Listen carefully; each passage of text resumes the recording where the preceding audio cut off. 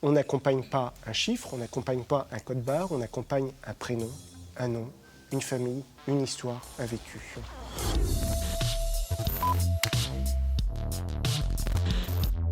Tout ce qui a trait à la mort fait fuir. On n'est plus dans ce souffle de vie.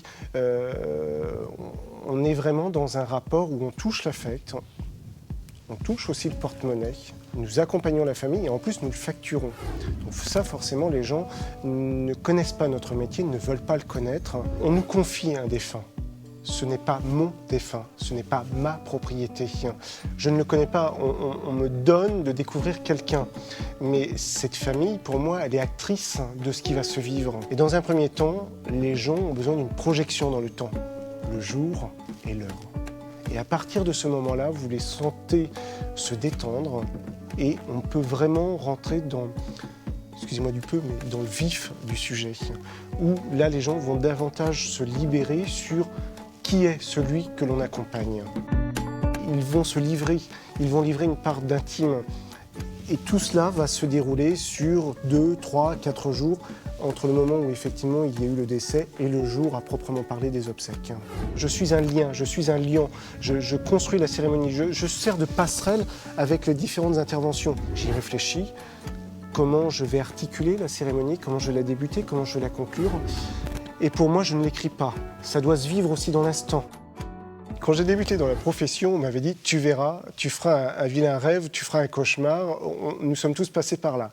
Et nous avons tous l'inquiétude, sans exception, d'un problème majeur, que le défunt ne rentre pas dans le cercueil, qu'on ait un problème de taille, qu'on ait un problème de mesure. Je ne ris pas de la mort.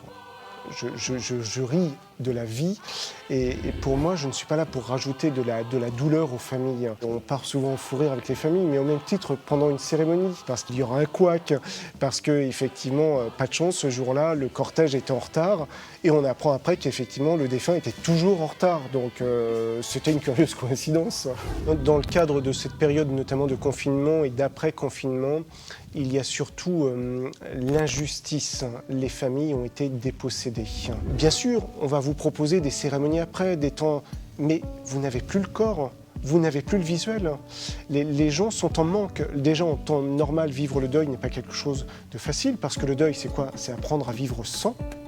Alors si en plus vous n'avez pas pu faire votre deuil, le vivre pleinement, vivre les obsèques, être présent, c'est-à-dire concrètement réaliser, pour nous, conseillers funéraires, pour la corporation, on a été touchés. Je dis souvent que ce moment de le revoir, eh bien, on doit exulter.